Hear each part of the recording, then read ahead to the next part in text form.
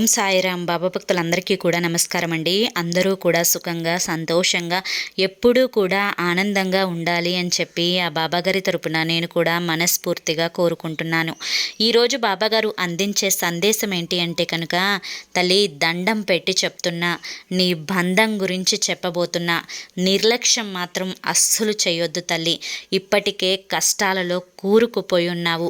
నువ్వు ఆ కష్టాల నుంచి బయటపడవేయడం కోసమే, నీ కోసమే ఈ సందేశం తీసుకొని వచ్చాను తల్లి. వెంటనే తెలుసుకోమ్మా అని చెప్పి ఏదో ఒక తెలియని సందేశాన్ని ఈరోజు బాబాగారు మనకి అందించాలి అనుకుంటున్నారండి. మరి ఆ సందేశం గురించి స్వయంగా బాబాగారి మాటల్లో మీరే తెలుసుకోవాలి అనుకుంటే మీకు ఇక్కడ కింద @సాయి పిలుపు అని చెప్పి ఛానల్ నేమ్ కనిపిస్తుంది కదండి.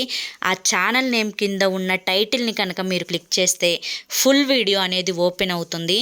ఒక్కసారి అందరూ చూడండి.